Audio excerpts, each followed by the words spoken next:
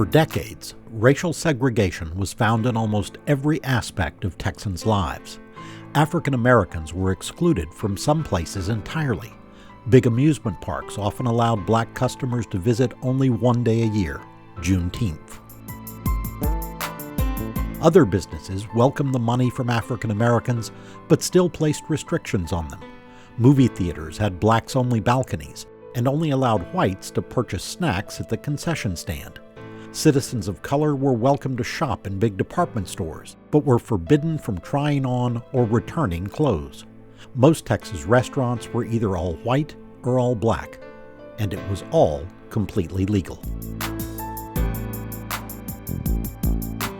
By 1960, thanks to court victories by civil rights organizations such as the NAACP and bold action from a few forward-thinking local politicians, some government buildings, including schools, courthouses, and libraries around the state, had become integrated. Most privately owned businesses, however, remained rigidly separate. Marches against segregation became more widespread in the late 1950s, but at the start of 1960, a new form of protest emerged, led primarily by college students. It was the sit-in, and the first target was department and grocery store lunch counters, the fast food restaurants of their day.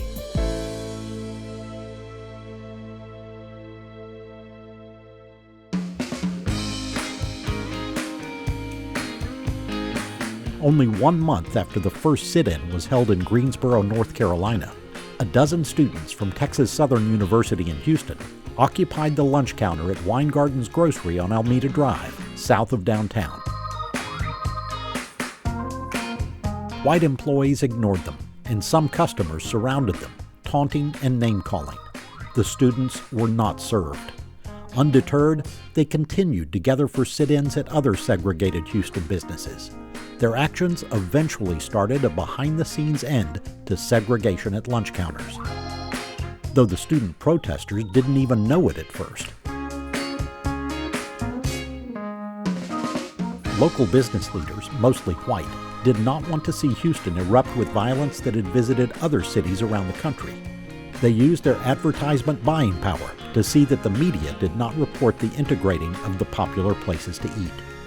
Within 10 days of the first Houston sit-ins, students in Austin, Galveston, San Antonio, and Corpus Christi followed suit.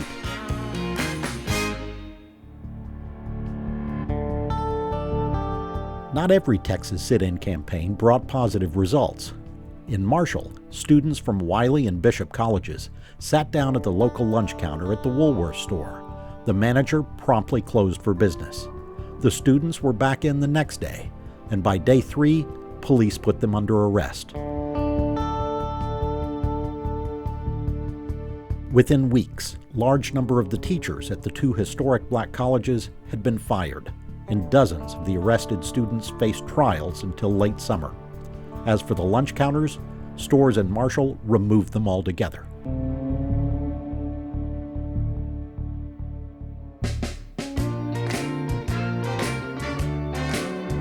Civil rights victories came slowly in the early 1960s, and often a little bit at a time.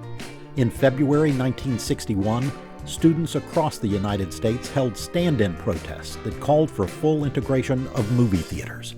The events took place in Austin, Houston, Dallas, and San Antonio. But success was not so immediate as it had been with the lunch counters. Finally, in 1964, President Lyndon Johnson signed a Civil Rights Act that opened public businesses to everyone, regardless of race, color, sex, religion, or national origin.